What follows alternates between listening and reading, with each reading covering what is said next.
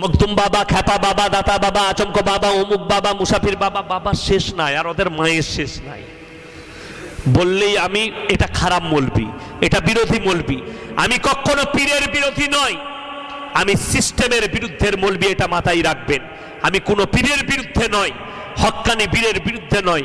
কিন্তু তুমি কবরের পাশে বসে মাজারের পাশে গাঁজার টান মারবে আর তোমাকে আমি অলি বলবো, বড় কষ্ট লাগে। আমি যদি মিথ্যা বলি, চলুন আমাদের দেশে, আমার বর্ধমান থেকে আপনার এখানে 131 কিলোমিটার রাস্তা হলো। কত বললাম? বর্ধমান থেকে 131, আমার বাড়ি থেকে হবে 161 কিলোমিটার রাস্তা।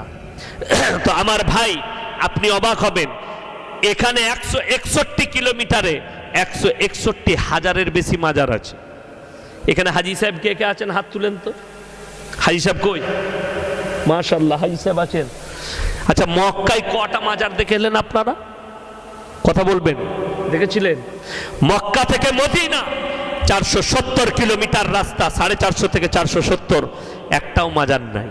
জিজ্ঞেস করুন, এরা বলবে মক্কায় ওলি নাই, ওই জন্য মাজার নাই। বলবেন আমাদের দেশের লোক বলে মক্কায় ওলি নাই। আল্লাহর কসম, সেখানে তোমার মতো নয়। হযরতে উসমানে গনি, শোয়েব আল উতবা, হযরতে বেলাল হাবসির মতো বড় বড় জাদরেল সাহাবীরা শুয়ে আছেন, তাদের থেকে বড় ওলি কে হতে পারে? আমার ভাইয়েরা, আমার মায়েরা, বোনেরা শুনেলেন, আমার আল্লাহ রাব্বুল আলামিন যদি একবার চুরি করেন, একবার যদি আপনার দ্বারা ভুল করে চুরি হয়ে যায়, একবার ব্যভিচার করেন, আমার আল্লাহ ইচ্ছা করলে ক্ষমা করতে পারেন। আপনি যদি অন্য পাপ করেন, আমার আল্লাহ ক্ষমা করতে পারেন। কিন্তু কেউ যদি জেনে বুঝে জিদ করে, আল্লাহর সঙ্গে শিরক করে, সে গুনাহ আমার আল্লাহ জীবনে ক্ষমা করবেন না।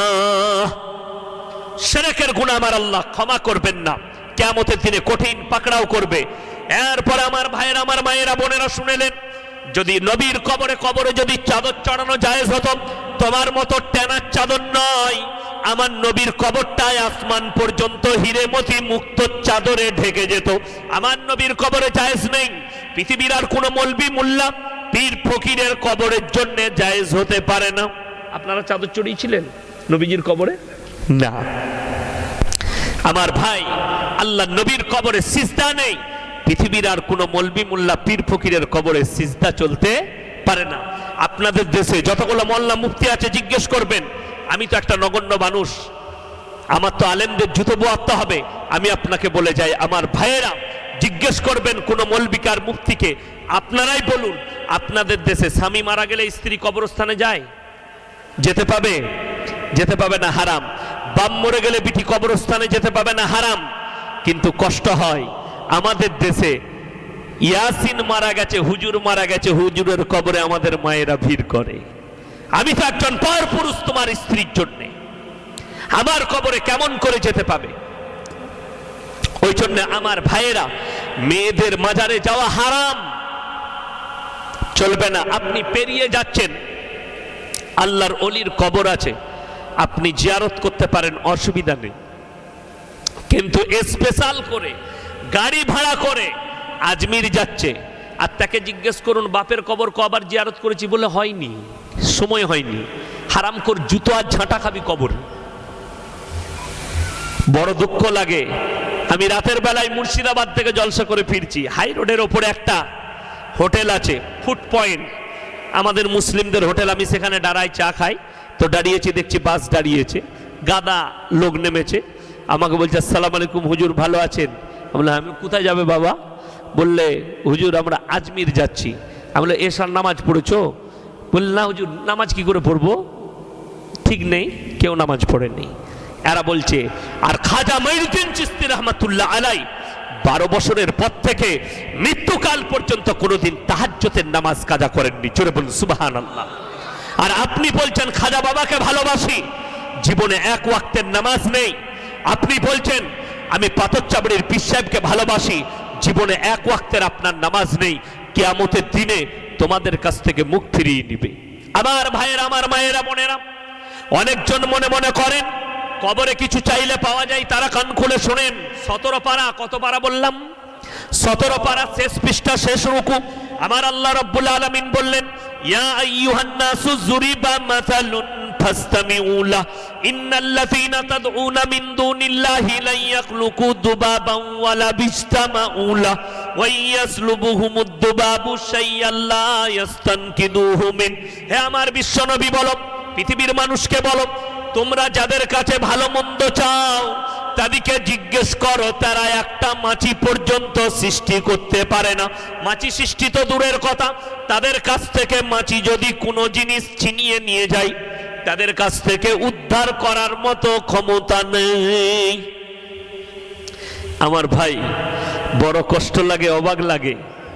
আমি এই গত মুহররমে আমি বজবজ থেকে জলসা করে ফিরছিলাম। আমার ভাই, সেই বজবজ থেকে ফেরার সময় খিদিরপুরের কাছে এত ড্যান্স, এত নাচ, এত গান, কাদের? মুসলমানদের। আল্লাহর নবীর নামাজে মারা গেছে, তার লাগে ড্যান্স। ঠিক বলছি না? 12ই রবিউল আউয়াল, মাথায় কলমা লেখা টানা, হাতেতে কলমা লেখা ঝান্ডা, আর গাড়ির উপরে ডিজে বক্স, হিন্দি গান চলছে। বলছে নবীর আশিকে রসুল, আমার নবীজি কষ্ট পাবেন। ভাই, আমি কারো বিরুদ্ধে নই, আমি প্রমাণ দেব। আমার মাদ্রাসায় চলুন, মেহমানখানায় থাকবেন, আমি নিয়ে যাব সেই গ্রামে। আমার থানায় একটা ফাইসালা এলো, দুই দল, এক দল বলছে ওরস করবো, আর এক দল বলছে করতে দেবো না। দুই দলকে ডাকা হলো থানায়। আমাকে বড়বাবু ডাকলেন, ইয়াসিন সাহেব আপনি আসুন। কি হয়েছে? ঝামেলা। গেলাম, আমি বললাম দুজন করে ভেতরে এসো। ওরা দুজন করে এলো। প্রথমে যে লোকটা মাজার চালাই তাকে বললাম, বাবা তোমার মাজারে কোন হুজুর শুয়ে আছে? বললে আমার মাজারে কোনো হুজুর নেই, পাথর চাবড়ি থেকে একটা পাথর নিয়ে এসে মাজার করেছি, মানে মালটা ফাঁকা। বুঝতে পেরেছেন না পারেননি? এটা আমি সত্য কথা বলছি, ইউটিউবে রেকর্ডিং হচ্ছে, আমি মিথ্যা বলিনি। যদি প্রমাণ নিতে চান আমার এলাকায় চলুন। শুধু এটা নয়, মানুষের বিবেক শুনেলেন। আমাদের বর্ধমানেই আছে, পীর সাহেব মারা গেছে, সঙ্গে সঙ্গে মিস্ত্রি ready, tiles ready, marble ready, গোটা কবরের নিচেটা বাঁধানো হয়েছে। বলে একটা বাল্ব ফিট করে দে, একটা লাইট ফিট করেছে, ঘরে সুইচ, বিছন ক্যাতা দিয়েছে, বালিশ দিয়েছে। হুজুর শুবে। বলে আমার বাপ না পীর সাহেব সিগারেট খেতে ভালোবাসতো, বলে 2 প্যাকেট ভরে দে। আমি বললাম দরজায় রাখতে পারতিস, মাঝে মাঝে সিগারেট ফিগারেট দিতিস। কত বড় কষ্টে